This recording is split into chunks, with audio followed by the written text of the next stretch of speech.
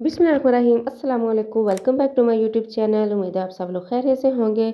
आप सब लोग की दुआ के साथ मैं भी खैरियत से हूँ। अल्लाह ताला आपके रिज़्क में बरकत डाले, आपकी सेहत में बरकत डाले और आपके दस्तरखानों को हमेशा वसी रखे। इसी दुआ के साथ आज की रेसिपी शुरू करते हैं। अगर आप गोश्त खा खा के थक गए हैं, अगर आप कुछ नया खाना चाहते हैं या आप गोश्त से हट कर कुछ खाना चाहते हैं, तो आप ये दाल चावल बनाकर इसको आप खा सकते हैं, इंजॉय कर सकते हैं। ये दाल और मसर इतने मज़े के बनते हैं कि आपकी सोच है।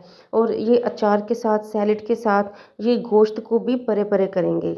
आपका दिल भर चुका है गोश्त खा खा कर, तो आज के बाद आपकी ये रेसिपी दाल चावल की बेस्ट और बहुत ही फेवरेट होने वाली है। चलें जी शुरू करते हैं आज की रेसिपी शुरू करने से पहले आपने इस तरह मसर लेने हैं, उनको अच्छे से आपने धो लेना है साफ़ कर कर। अच्छा, इसको भिगो कर रखने की ज़रूरत नहीं होती, बस इसको आप फ़ौरन से धोकर इसको यूज़ कर सकते हैं।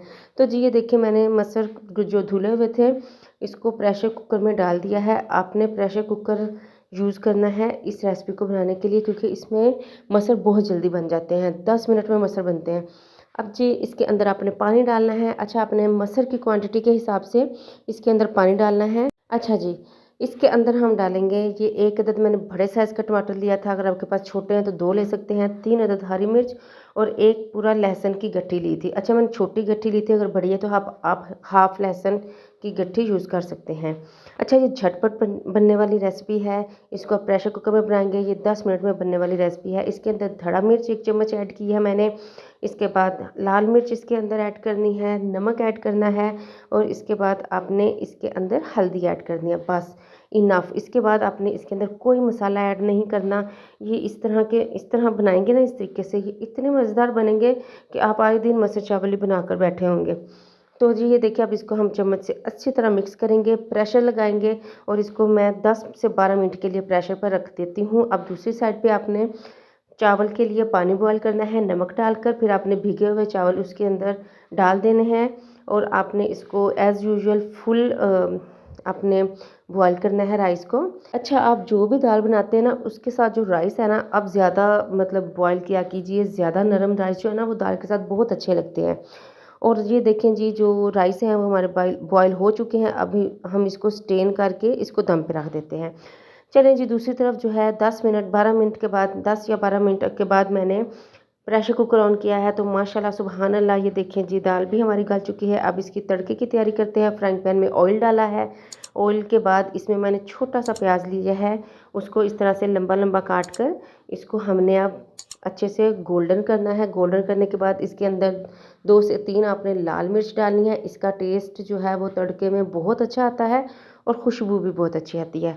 और आपने प्याज को ज़्यादा काला नहीं करना, आपने सिर्फ इसी तरह जिस तरह मैं आपको बता रही हूँ गोल्डन सा करना है। इससे जो तड़का है उसमें स्मेल भी नहीं आती और तड़का में टेस्ट भी अच्छा आता है। ये देखें जी, अब हम इस तड़के को इस तरह से दाल के अंदर ऐड कर देंगे। अभी कहानी यहीं पे ख़त्म नहीं हुई है, ठीक है, इसके आगे और भी स्टेप हैं। तो सबसे पहले मेरे चैनल को लाइक कर दीजिए, सब्सक्राइब कर दीजिए, शेयर कर दीजिए और प्यारा सा कमेंट कर दीजिए। तो जी इसके बाद आपने इसके अंदर गरम मसाले का भर कर टेबल स्पून एक आपने डाल देना है, मुट्ठी भर कर आपने धनिया डाल देना है और इसको आपने फिर अच्छे से मिक्स करना है। और आप दाल का कलर देखें और दाल की खुशबू, अगर आप स्मेल कर लेना इस दाल की खुशबू को, तो आप दीवाने हो जाएं। इतनी मज़ेदार इसकी खुशबू है और इतना ही टेस्टी ये दाल बनी है। तो आप इस तरह से गोश्त को थोड़ा सा साइड पर आके इस तरह से दाल वगैरह भी बनाया करें, ये बहुत मज़ेदार लगती हैं जी। अब हम इसकी सर्विंग करेंगे। सर्विंग के लिए हम एक प्यारा सा खूबसूरत सा पॉट लेंगे। आपने कोई भी इस तरह से मिट्टी का ले लेना है बर्तन। बहुत ही खूबसूरत सी हम इसकी प्रेजेंटेशन करेंगे। ऊपर हम धनिया डालेंगे, ऊपर कोई भी गार्निशिंग के लिए आप प्याज ऐड कर सकते हैं, टमाटर ऐड कर सकते हैं, लेमन ऐड कर सकते हैं। और जी ये देखें, बहुत ही ज़बरदस्त सी हमारी जो मसर है, मसर की दाल नहीं, मसर हम कहेंगे, साबुत मसर बनकर रेडी हो चुके हैं। अब दूसरी तरफ हम सर्विंग करेंगे मसर चावल की। प्लेट लेनी है, प्लेट के एक साइड पे आपने राइस डालने हैं और एक साइड पे आपने दाल डालनी है, सैलेड डालना है। और अचार के बगैर तो दाल चावल बिल्कुल अधूरे हैं। आपने एक साइड पे अचार डालना है और माशाल्लाह सुबहान अल्लाह, ये देखें जी हमारी सर्विंग प्लेट जो है वो रेडी हो चुकी है। आप भी इस रेसिपी को इसी तरह से ट्राई करें और आपके फैमिली मेम्बर्स को बहुत पसंद आएगी। मेरे चैनल को सब्सक्राइब कर दीजिए। अल्लाह हाफिज़।